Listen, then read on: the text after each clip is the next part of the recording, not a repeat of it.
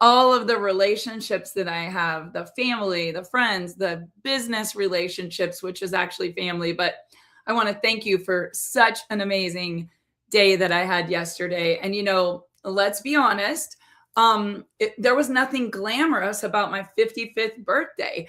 I did a lot of things that I never get time to do that actually give me peace of mind because, in my opinion, success really is peace of mind.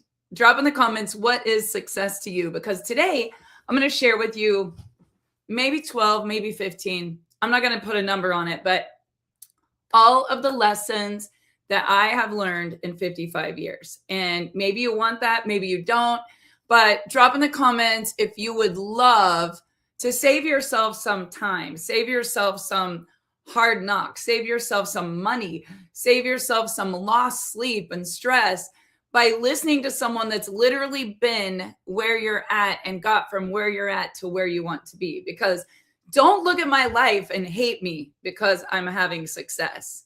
What you didn't see was the 55 years that weren't pretty, that weren't successful, that were not easy, that did not have love and joy and happiness in them, but just literally growth. And I'm so grateful for every single chapter. And today I want to share with you guys as I turned 55 years old. And let's don't call this halftime. I'm going to say I've been pre-gaming for 55 years and we are about to begin the real show. And time moves quickly. And so we've got to move fast. But most people think, oh, I'm 50. My life is halfway over. And yesterday, Lola, she got me the sweetest gift. She got me this little, I wish I had it in here. It's this little pink prayer journal. It's about 3 inches by 3 inches. And every page just has like one sentence. And I was like, oh, I love this one. It's spiritual warfare for women. And then Dave got me this other one I was reading this morning. Yesterday on March 13th, the topic was damage control. And I was like, that's a good one. I was like, oh, I love this one. And then I opened Lola's. Of course, I got a lot of books and bulbs and plants for my birthday. That's what I got. But she said, I love the little one because it's short and you can read the whole thing in one day. Like it's just a short message. And I was thinking to myself, what's 10 or 12 short messages that I could give you that you could actually absorb and take forward from today for the rest of your life? So I did make some notes. I usually don't have notes. It's usually just off the cuff. I did make some notes today because what are those biggest lessons over the last 55 years? And that's what I am going to share with you. So let's jump in and get started. Most people think at 50 or 55, their life is half over. I think it's all perspective. Took my mom to dinner last night. She's 73. She has more zip than I do, right? 20 years later, she looked at me and Chance and Dave last night at dinner and said, the secret is you just got to keep moving. She said, I have friends that are my age, 73, 74, 75. They don't leave their house, Barb. And Chance goes, well, Nana, what do they do? She's like, oh, they watch the news. And then my mom went down this whole thing that's in the news that they're still trying to find the solution to. And we're all just looking at each other like what to do, what not to do. And I thought, I'm going to share my own opinions. You don't have to agree, but I hope that this will help you in some way. So the number one lesson that I would say at 55 is that life goes fast and you don't get to do it again, right? So when it's done, it's done. And the things that I have learned you really have to protect, 3 things you really have to protect is your time, because your time is the most valuable thing you have. Your energy, because energy is everything and everything is energy. And if your energy is not protected, it won't be good. And if it's not good, you will die. Lastly is your environment. It's so important. And yet it's so hard to control. You only get so many mornings. There's so many things I could be doing today. And there are a lot of things I would love to be doing, but I know this. It's Saturday morning. It's no guts, no story. I don't know how many more Saturday mornings I'll get, but this is what I know. I'm going to make today count. There are hard seasons, lesson number 2, that will condition you to be great. the very struggles that you want to avoid, the very struggles that right now you're like, I can't do this separation. I can't do this tax bill. I can't do the, and tell me, I got a tax bill once for 55,000 the same month I lost my income. Well, 15 days later, devastation, right? You can't change that. Things you can't avoid, death and paying taxes. Like, you got to do it. So, sometimes those struggles that you're in, health struggles, financial struggles, relationship struggles, business devastation, they're preparing you. So life isn't always punishing you. You got to change your perspective. It's preparing you for the very day that everyone's going to look at you and be like, she's a champion. She's so amazing. They didn't see the conditioning. So number 2, hard seasons are conditioning you for the greatness. Number 3, this is a big one. People matter more than things. People matter more than things. It's always about the people. Please remember that. It's always about the people. If you're making decisions and your decisions are always based on money, they are temporary, you will lose it. If you are making decisions and your decisions are based on ego, it is temporary and you will lose it. Take it from a girl that's lost it 3 times. I am not a slow learner. I will not have to learn that lesson again. Number 1 focus, always the people. When you're not here and nobody's talking about how much money you made, nobody's talking about the big house that you had, nobody's talking about the shed full of crap that you accumulated. And yesterday, on my birthday, all we did was fill dumpsters, open boxes that mice had been in, look at old pictures, throw away old trophies. We threw away 1,000 trophies yesterday, at least 1,000 trophies from Barb's School of Dance. We threw away at least 1,000 old Christmas ornaments. We threw away all of the equipment that was in the med spa and the salon. We threw away all the props that were in the dance school that I owned for 15 years. We threw away so much crap. And I want to tell you guys, my kids are not going to be cleaning up all the crap that I accumulated. And they're definitely not going to be just inheriting all the money that I made. It's not going to be like that. It's going to be who loved them, who showed up, who believed in them, and who taught them to invest in people, not things. Now, do I have investments? Yes, I do. But the different thing about me and most people, and anyone can say whatever they want, I've never had a mortgage more than $300,000. I never had a credit card until this year, and I needed it because there's a daily max on a debit card and I was building a massive business. I have not lived above my means since 1996, and I have constantly showed up investing in people, even when I didn't feel like it, even when people hurt me, even when people betrayed me, even when people hated me, even when people posted negative things about me. I showed up. When a sheriff was beating on the door because my daughter had a warrant, I stayed on the Zoom. When Brooklyn was incarcerated and I wanted to go crawl in a fetal position and cry every single day, I showed up. When the debts were high and the funds were low and I didn't know what I was going to do, I still showed up. Because when you build people, you will build an empire. And you've got to take the spotlight off yourself, because if you knew how little people think about you and how little they care about your luxury car and your luxury home and your Rolex and your all your luxury, you would be appalled if you knew how little they cared about the way you live. People only care about how you make them feel. They don't care how smart you are. They don't care about your degree hanging on the wall. They don't care about the letters that behind your name. They don't care about how good you are at your presentation. That's ego.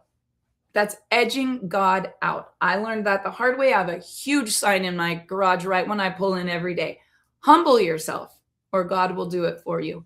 And that sucks. That sucks. I have been humbled many, many times. And I'm going to tell you, lesson number 3 is probably one of the biggest lessons you're ever going to learn. People matter more than things. When Dave's little brother passed away in 2001, that was a little bit halfway to my journey today. And that was a big turning point in our life. I really didn't know if I would get my husband back ever. I didn't ever think I would get him back. Were things ever the same? No, they haven't been. We could get bitter or we could get better. We could learn the lesson, the pain of discipline or the pain of regret. And the lesson learned was that people matter more than things. Spend time loving and building people. Lesson number 4, your mind is your greatest asset. Your mind controls you. Your mind controls you. If you want to argue with me on that, try turning it off once. You got to feed that monster. You got to nurture that thing. You've got to worry about brain health more or as much as you worry about your physical health, because your brain and your gut run everything physical about you. Your mind is your greatest asset, and your mindset, 100%.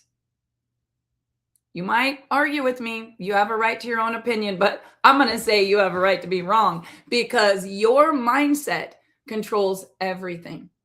When a plane is crashing or there is a soldier in the middle of an attack, if they think they're beat, they are. If they think that they're right and they aren't teachable and coachable, sometimes they make huge mistakes. If we can't feed the mind, we will not ever have the success that we deserve. And your mindset, you got to guard it. It's why we don't have news in our house. And there's never going to be news in our house, because how do you know if it's true or not? And it will change your mind. I don't listen to the news. I don't get in the middle of debates. I don't need to be right. I will do my own research when I need to know, and I will make the best decision that I can make based on the knowledge I have. And sometimes I might make mistakes.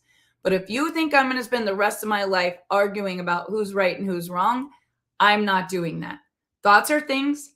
Conversations are energy. The media is not good ever. I want you guys to remember this. It's not good ever. Negative news sells. So don't say, oh, I just have to stay informed.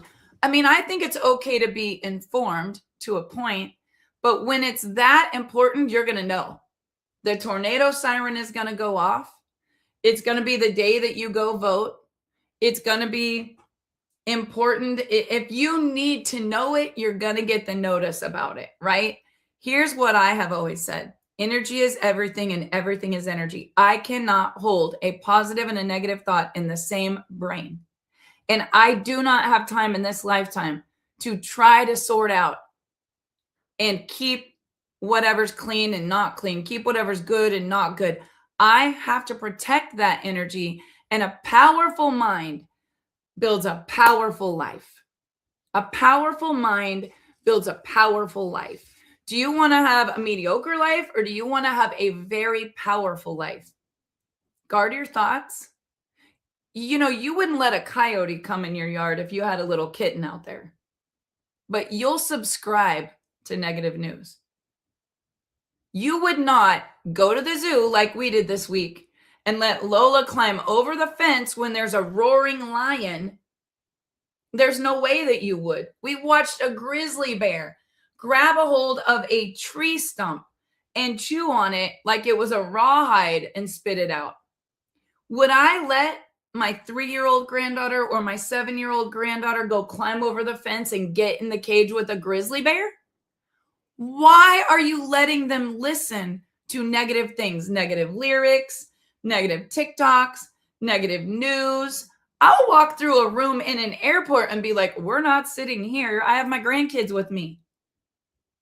Your mind is subject to whatever you feed it, and you're feeding the lion. I'm telling you, there's a white dog, and there's a black dog. And I hate this analogy, but you got to choose which one you're going to listen to. And if it's not good, I'm not going to be listening to it. We don't do gossip. We don't do news. And we don't have to get in the middle of an argument, because I want to tell you guys why. You're never going to win an argument. That's why it's called an argument. It's exhausting. Feed your mind good. Lesson number 5, how do you do that? Faith. For me, my faith changed everything. Only God knows, and only God has control. So pray about it more than you talk about it. And when life gets hard and the world is like it is today, faith becomes your anchor. My favorite Christian song is by Ray Boltz, and it's called The Anchor Holds. If you haven't heard it, just go Google this song. The anchor holds when the ship is tattered. The anchor holds when you feel like you're lost at sea, right? And when you're on your knees and you don't know what to do, just thank him in advance. Ask him for help. Listen more than you talk. Because whenever I wanted to get on the throne and think that I was the Lord and I could change it all, it just got harder. The minute that I surrendered it and I realized, there's controllables and there's uncontrollables. Mean people suck, but there's about 5 or 6 of them in the world, and sometimes they follow you around. Mean people suck. That is not God. That is not God. And when you're in with mean people and you want to argue and you want to be hateful and you want to tear down instead of build up, just note this. Do you think God's going to bless that? I mean, Chance and I would be in the car in the middle of, talk about a storm. I mean, the ship was tattered. I don't even know if the anchor was tied on. The ship was tattered.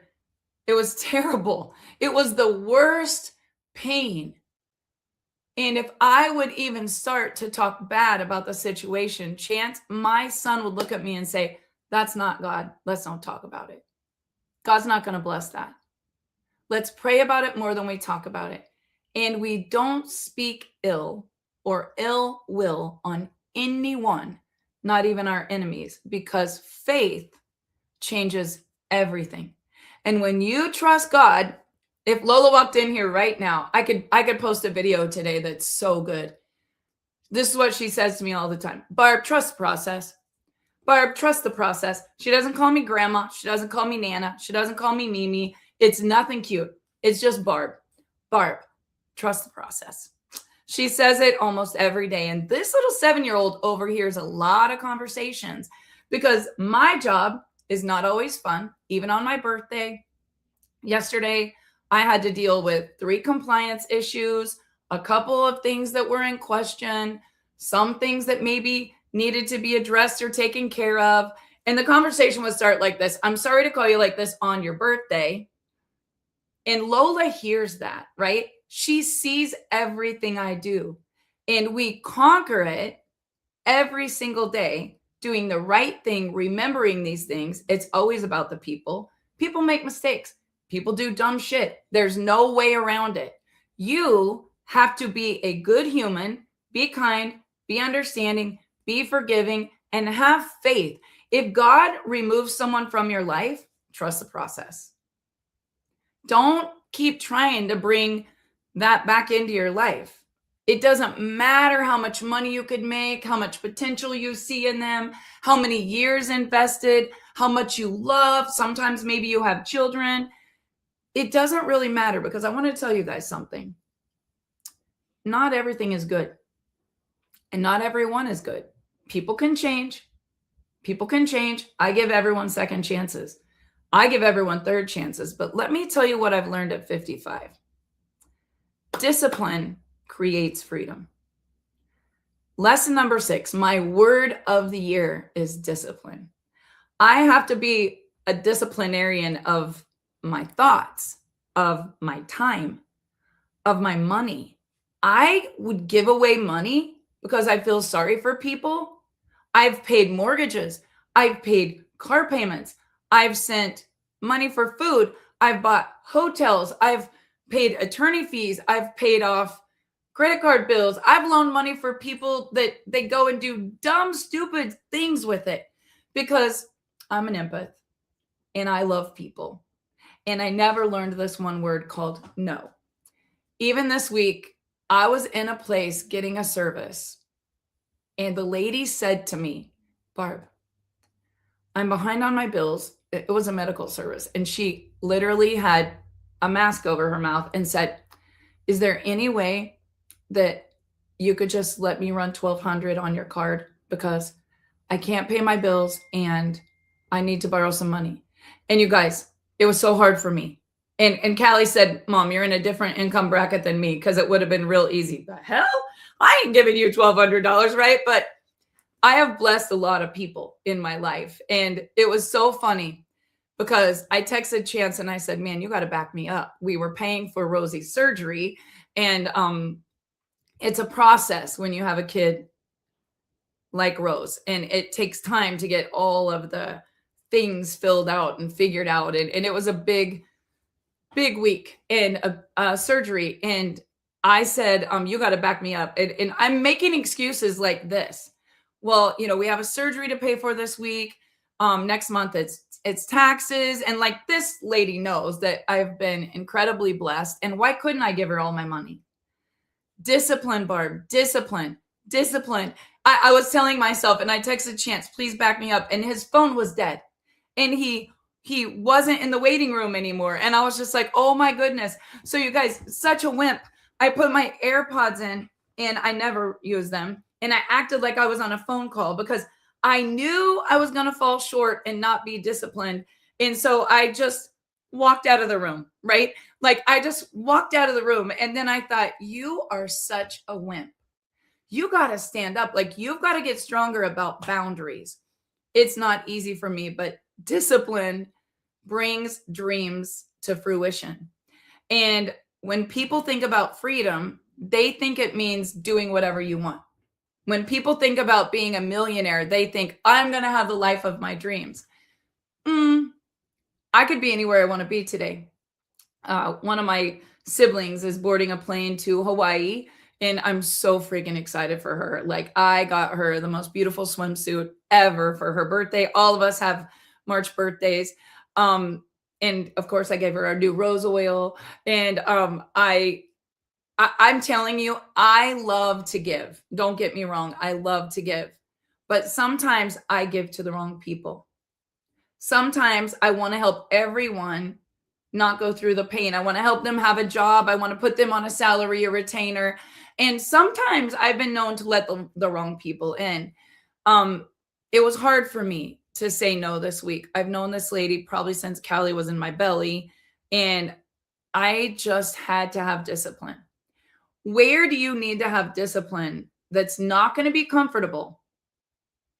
Another thing I've had to do, I've never deleted a friend. I've never blocked anyone because I just feel bad, right? So, I mean, I owned dance schools for 20 years. And so I still have my little dance girls as Facebook friends. And I'm maxed out at 5,000 friends, and I'm building a ginormous company. And I can't even add a top leader. I just have to say follow.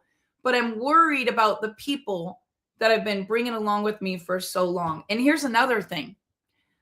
Sometimes when I see things that people post, it makes me feel a certain way, but I'm like, oh, I would never block them. I would never delete them. And this is a new thing for me. Discipline creates freedom. If it doesn't serve you, go back to number 5, your faith. Go back to number 6. Go back to number 4, your mind, which is your greatest asset. Go back to number 3, people matter more than things. If you're watching stuff that doesn't serve your people, if you're watching stuff that doesn't empower your mind, if you're watching stuff that doesn't discipline you to stay focused on the most important thing, what doesn't give you more takes. If it's not boosting your energy, your time, your business, your faith, your belief, your relationships, it's either building or it's tearing down. So let me ask you a question. What's in your newsfeed? What do you see every day, all day? Is it building you up or is it tearing you down? What does it do to your confidence? Does it remind you of pain? Does it remind you of something that wasn't fair? Does it remind you of abandonment? Does it remind you of your past that's no longer serving you? Sometimes you got to let go of things, right? There's free food in the dumpster, but we all don't have to go crawl in the dumpster to eat. I got a dumpster full of crap sitting up here, second load for the week, waiting to be picked up. And it feels so good to let go of that baggage. Discipline creates freedom. Stop spending things on crap you don't need to impress people that you think are going to care, and they don't care anyway. And then you have to worry about how to pay off the credit card. Stop buying a house on the street because you want to show somebody. Stop worrying about what the room looks like and how your car is when you pull in it. And stop worrying about all that stuff and ask yourself, how am I going to feel about this decision? Pain of discipline or pain of regret? I live way below my means. My Escalade right now has a broken grill. I hit a deer 2 months ago. Been so disciplined in my business, I haven't even had time to go to the body shop. I will. I'm not going to drive it around broken forever. But I had big goals for February and March. And the grill on my Cadillac was not going to move the needle of my company. Nor was the Santa Claus and all the stuff on my porch that I didn't even move until yesterday. On my birthday, I took a day to do all the things that I've wanted to do. But I have been so disciplined in 2026 because I said I would.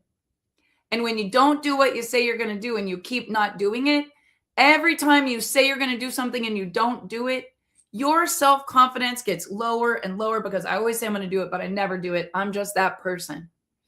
Here's the worst thing you can say. It is what it is. No, it's not. It is not what it is. It is what you allow it to be. Get some boundaries. Grow some balls. I said it. I had to do that this week. And I have never had them. And I have never said that out loud. I am the nicest person in the world. This is what my legal counsel told me. This is what my mentor told me. This is what my spiritual coach told me. You can be forgiving and you can be loving, but you are not a doormat. Know your worth. Who are you listening to? What are they doing to you? Is that okay? Raise the rent. Kick them out. Eviction notice. That means you don't keep watching it over and over and over again because they're renting space in your brain. You've got to stop because you're playing the victim card. In every story, there's a victim there and there's a villain. Oh, the person was so bad to me. It wasn't fair. They did this and they did that. Who allowed that? I allowed that, right? So I can't keep playing the victim game or I'm never going to be a victor. I have to raise the rent, eviction notice, kick that out of the brain. That means set some boundaries where if you are going to doom scroll, only do it after you got your work done, because that way when your mind is in the gutter, you're not operating mediocre. Like, be on top of it if you're going to go do it. Don't do it halfway. Discipline, discipline, discipline. I could do a whole hour on this. Number 7, your environment. Your environment is everything. Your environment is your future. And I personally need to change my environment. I can't do it overnight. I'm working on it. My 2026 goal was to change a lot about my environment. So I made a checklist, right? Start by the closet, the shed, the attic, the drawers, the office, the files, like change what's around you. And then I didn't have a lot of time. So then I thought, well, if I did one a week for 12 weeks, and then March came and 12 weeks were gone. And I'm like, my word of the month, my word of the year is discipline. What am I doing? So when everyone said, what do you want to do on your birthday? I said, I want to do whatever I want. Like, I want to do whatever I want. And what I wanted to do was clean up my environment. Get focused on where I'm going. If I'm going to build a $10 million empire, I'm not going to do it in a $1 million environment. If I'm going to take my company to be number one, I'm not going to do it having mediocre conversations about shit that doesn't matter.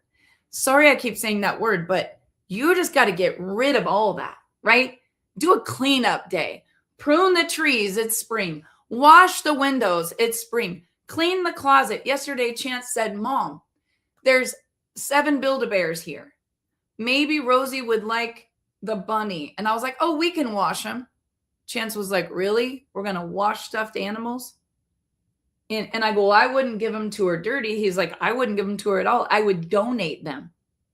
Why is it so hard sometimes, especially at 55, to let go of all the memories, to let go of all the knickknacks, to let go of, oh, those are Nana Cindy's cookbooks, 100 of them. I couldn't do it. I'm not letting them go in the dumpster. Even if one niece or nephew each gets one book, I know I don't need 100 more. I have all the important ones. Some things are hard to let go of, right? But our environment, if it's cluttered, a cluttered environment is a cluttered mind. A dirty car, for me, always, because grandkids, a clean car is the most amazing feeling. Thursday, when Blanca, who helps me, comes, or Aaron, I have 2 of them. It's the best feeling when everything is clean. And I always say, how long can we keep it this way? And it doesn't last very long. But how many of you love the day your house is cleaned? How many of you love that feeling? What if every day simple disciplines repeated could shape your environment? Not just things, the people around you matter. Oh my goodness, this is a weakness of mine. I love people. I love people so much. I want to save them all and I want to believe in them all. And sometimes people will be like, run. That's a snake. And I'll be like, that's not a snake. And then I'll let the snake back in. And people will be like, I told you. And I'll be like, well, you got to be forgiving. You got to be forgiving. And the people around me will say, yeah, but you don't have to forget about what just happened. Because when a snake sheds its skin, it just becomes a bigger snake. And so hard for me to see that. People will warn me and people will tell me. I'm a big fan of second chances because I've given a lot of people second chances that I've seen them turn their life around. But you got to guard your environment and the people that you let in your circle. Also, the habits, because energy is contagious and it will get on you. It will literally get on you. It will get on you. It will get on your kids. It will get on your grandkids. You don't know how that affects them. Chance was showing me this video this week of a little boy in a room playing with a toy. And he was playing with the toy and he was laughing and he was happy. And they were doing this study on the little boy and the way that he interacted with the toy. And then someone came in the room that had really hateful, a spirit of anger. Let's just call it a spirit of anger. Have you ever been around someone that has a spirit of anger and their fuse is about this short? Or they have a ton of trauma and the PTSD can just set them off in a minute? Now, I am a part of a mental health movement, so I am all about encouraging these people. But there is a test here. Energy is contagious. Are they teachable? Are they coachable? Are they willing to change? Because negativity, constant doubt, constant reliving everything that has happened, excuses, constant excuses. That environment is not going to elevate you, your kids, your grandkids, or anyone else. And you're the boss here, right? Like, this is your only shot. This is your only chance at life. It's not a dress rehearsal.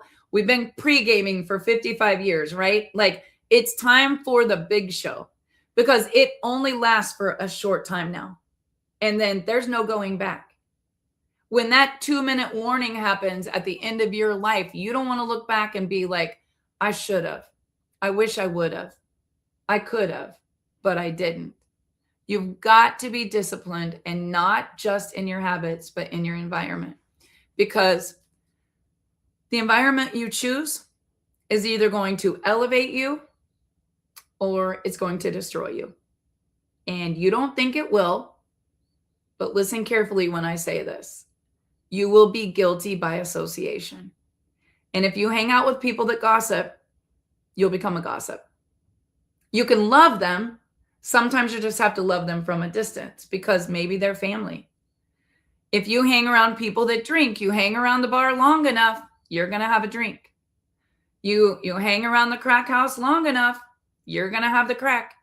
You hang around the abusive relationship long enough, you're going to be abused. Like, there's no way out of a negative environment except you changing the environment. And you're not a tree, as Jim Rohn says. You can move. And this is the big one. I know the excuse you're going to say. You're going to say, but I've been here so long, but I have so much invested, but these are my friends, but this is my spouse. I'm going to say it's never too late. It's never, ever, ever too late. Some people believe it's too late. It just is what it is. That's a lie. The truth is, your greatest chapter may not even be started yet, may not even be written yet, might not even be on the drawing board. 55 is not the end for me. It's not the halfway for me. It's the beginning of the most powerful season of my life. And I hope that you feel that, whether you're 75, 25, 35, 45, what I would do to be 45 again. But I want to tell you something. The only thing that I would change, over the last 10 years is disciplining myself and my boundaries. But I would do more of this. I would serve others more. And that is lesson number 9.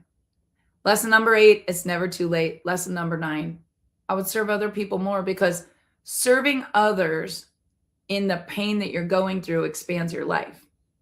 If you want to know what you should do with your life, look at your biggest mistake you've ever made and go help people through that. Look at your biggest setback you've ever had and go share about that so that other people can learn. The most fulfilling moments of my life come when I'm helping someone else, believe it or not. I do what I do every single day to make income and build a business, but I do this every Saturday for free because I love it. I love helping other people. And when you lift others up, you rise too. Purpose is always connected to the impact you make. Yesterday on my birthday, I had this wild, bodacious goal. You guys want to help me with a goal? Drop in the comments if you want to help me with a goal. It's a wild one. We're not even 5% of the way where we need to be yet, but I do believe we're going to hit the goal by Sunday night. So there are a lot of people on the streets. There are a lot of people in mental health facilities, recovery centers. There are a lot of people, their family has completely written them off because they don't understand. They don't know what to do. They had to, right? Like, they couldn't keep living this nightmare. And a lot of times when I see people on the street, I think, I wonder what their story is. Brooklyn always says to me, thank God for my family, or I would have been one of those. Where would I be today? One day we were sitting at a 24/7 in Tulsa, in the bad part of town, and a lady walked up to our car. She didn't have a bath for a long time. Her hair was all matted up. She had no teeth left. She needed some dental help. It looked very painful. She smelled. She was hungry. She had her little dog. She had this little pug, and the little pug looked exactly like the one Brooklyn had for like 16 years. Her name was Fergie. Brooklyn's best friend in the whole world still has Fergie's paw print tattooed right on top of her foot. Like, they walked an incredible life together.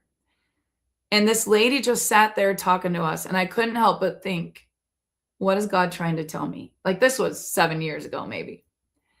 2017 was rough for us. I remember being in denial, thinking, my daughter doesn't have a problem. My kid would never do that. I remember blaming everyone around her that made this happen to her. I remember being like, I have to hide this. What if other people knew? And then I remember thinking, like, I have to control this and change this. And then I remember thinking like, I have to stick up for her and fight her battles. And then I remember thinking like, I'm going to kill someone over this. Like, I'm angry.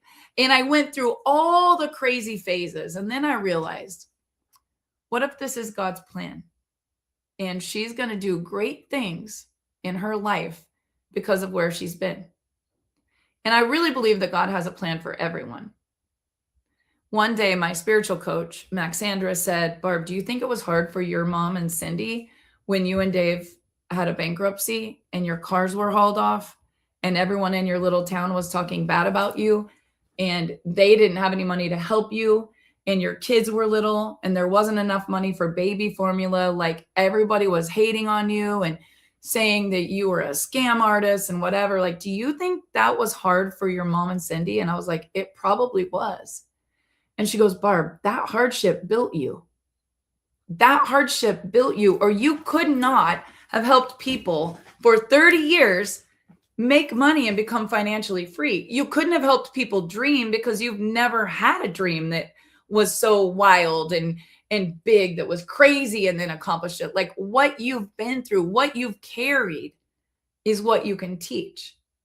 So sometimes you got to look at things that are happening to people and say, how can I serve others who are in that situation? And the most fulfilling moments of my life are helping other people. I'm that girl. I stop at the stop sign and I give them a bottle of water. I always get a takeout tray of food. I always take steak or potatoes or even orange chicken, whatever it is. And I'm like, well, they're like, you're not going to eat that. I'm like, we might see someone that would. Right? I don't know. I will say my mom put that into me. She is that way. Even last night, we went to dinner and we took everything home. We took fried ice cream home that melted in the container. I don't know why. It even got all over my car, but we weren't going to waste it because someone might need it, right? I want you to think what you have that you're wasting that someone might need. And I want to think how you could empower other people, because when you lift others, you rise too. No pun intended. But with the Rise, what I did yesterday on my birthday, and I don't know how many of you know, we developed a product for brain health, Rise in a powder with a scoop for 30 days or sticks. And my goal is 21,000 sticks. 21,000 sticks I want to take to the streets. Now, drop in the comments if you think I'm crazy, and drop in the comments if you think it's happening, because I'm going to need help on this. But what we're doing, there's a project in Kansas City with buckets for people on the street. There's one in Ohio with sleeping bags, hand warmers. And I know Ohio is getting a horrible weather right now on the East Coast, but April 18th, we have an event there. Also April 12th, I'm going to be in Dallas. I'm hitting the streets, and I'm going to work with people that help people with mental health to boost their brain health, their gut health, help them get the things they need to feel better. I really want to go on the streets and do free haircuts, like hear their story, how they got to be homeless, how I could help them look a little bit better. And everyone's like, Barb, you're going to get killed. No, I'm not. I'm going to do this smart. But we're starting by me matching. So yesterday in our company, I don't know how many of you know, we own a company that's exploding. It's called Frequency on Nutrition. And the products change the frequency of your body when you take them. And these people that are struggling with their mental health, I'm going to reach them. There's a little card that goes with it. And we started a nonprofit called Invisible Angels. I don't know which lesson we're on right now, but this topic is the one about actually serving others. The 501c3, it's invisibleangels.foundation. So they're going to get a couple of sticks of Rise and a card that says you are not alone. And when they scan the QR code or go there, there will be shelters, places for suicide awareness, hotlines, counselors, all the things, right? Yesterday, I had a girl on the streets in Phoenix text me and say, what's the name of your friend in Phoenix? I have a job interview tomorrow and I'm on the streets. All I need is a shower. Man, there are people on the streets that actually want a better life. They don't even know how they got there, guys. Her message to me last night after a day of work and making some money was, I don't need money from you. I need a mentor. I need a book. I need a coach to help me get back on track. I just need someone to help me. I haven't had boundaries. I don't have addiction, she said. It's just been weed.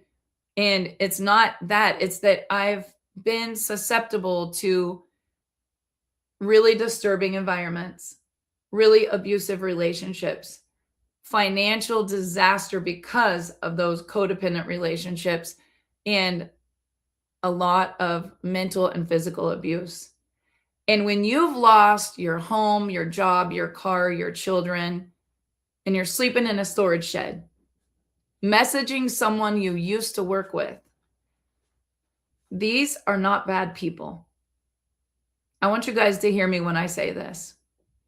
If you didn't have family and you didn't have a mentor and you didn't have kids or a spouse and you screwed up really, really bad and you were sitting there alone thinking, it is what it is, I should just end it all, how different would it be if someone came to you and said, let's work on your health. Let's work on your positive mindset.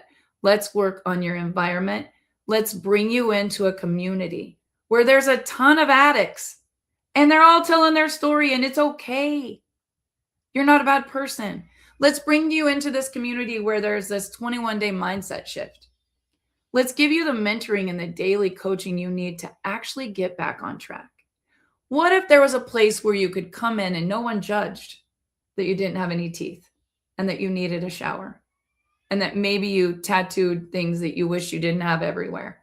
Maybe it's that you had certain damage that you had done. Damage that you had done that you couldn't turn back. What if that was you? And someone said, you are not alone. Can you imagine? That's what we're doing. So when you buy the Rise sticks, and those Rise sticks go to your house, I buy 21 sticks and they go to the streets. So you buy, I give. That's the way it's going. And if you go to frequency.com, you put in the name of the person that shared this with you, and you get the 21-day sticks, I'm giving $100 for every one of those orders towards 21 sticks that hit the streets. And you're going to see it. You're going to see how your name, your giving, your caring, it's going to be a public situation when it happens. Our entire movement is going to be able to witness this and see the difference that we're going to make on the streets. And it's going to be beautiful. But for me, serving other people expands your life. And the last one, design your life on purpose, because life doesn't accidentally become something that you live. You have to design it. You get to choose, you get to change it. You have to ask yourself, where is my focus? Where is my mission? Where is my impact? What mistakes did I learn from that I could serve and witness to others that would make so much difference?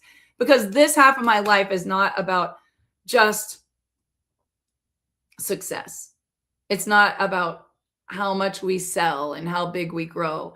It's deeper than that. It's purpose, it's impact. It's about helping more people and really building a legacy that's going to be here long after me. So don't just exist. I want you guys to live with intention. I want you to love so deeply. I want you to forgive and be kind, but don't be stupid. You've got to set some boundaries that protect you and your energy and your environment and make this life count, because one day your story will be someone else's hope and there won't be any more time. And your story will be the only thing that's left. The real value you have here is your time. Spend it so wisely. Your peace is so much important than winning arguments and being right. The weight of regret will give you the power to have discipline. It's never too late to change. And the happiness that you're looking for is simpler than you think. It's not going to be in a house or a car or a diamond or a watch or even a relationship. It's in you already. Listen to your gut. Listen to your gut and act on that instinct. If you're 40 or 50 or 60 or 70, you know these lessons. I hope reminding you of these will help you have clarity and purpose and peace. And if you're younger, I hope this wisdom will help you avoid a lot of the pain that I have been through. And I hope that today made impact. If you want to help, drop in the comments, rise. If you want to be part of this legacy we're building, just drop in the comments, rise. And the person that invited you to watch this will get you everything you need to be a part of the community, the support, the training. And if you want to make impact and you just want to give to the mission, it's really simple. You can go to invisibleangels.foundation. That is our family legacy 501c3, and suicide awareness, addiction, recovery, homelessness. We're going to make so much impact, but we cannot do it alone. We need you. So drop in the comments what you took away from today. And thank you for making my birthday the best ever. I love you guys. And I can't wait to see the ripple effect and the change that we're going to make, because the real game is starting right now. Have a good day, everyone.